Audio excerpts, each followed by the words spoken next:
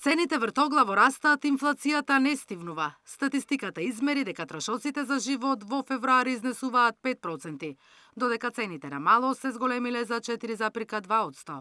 Поскапело речиси се, најмногу за 6,6% храната и пијалоците. Според статистиката, за една година мастите и маслата се продаваат за 13% поскапо, зеленчукот скоро 9%, млекото, сирењето и јајцата над 8%. Премиерот за ваквите бројки вели дека се однесуваат кога не беше на сила владината мерка за ограничување на маржите.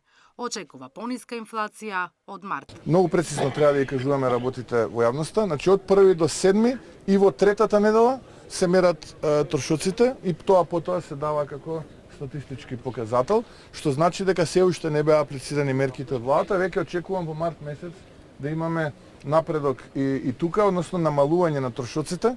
Инаку ако ги разгледаме државите во регионот, ќе видиме дека ние сме тие кои што се меѓу со најмало зголемување на трошоците за живот, иако не сум задоволен, морам да кажам.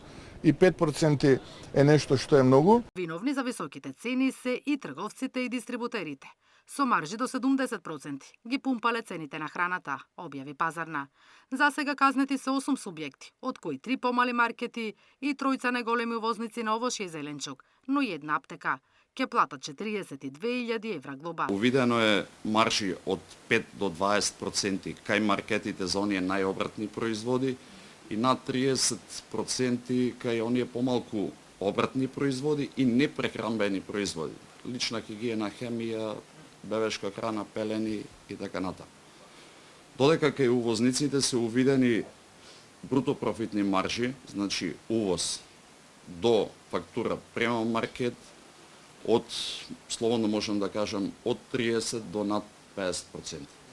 Во моментов се проверуваат уште 30 на трговски субјекти, каде ги има сите поголеми ланци на маркети. Буквално од влегување на одреден производ на граница, па до рафт, просек да речеме 70% протопрофитната маржа. Свесен сум дека сме мал пазар, меѓутоа 70% е многу.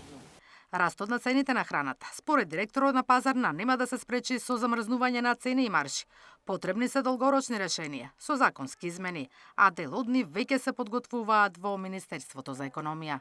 Наташа Мерсовска, Сител телевизија.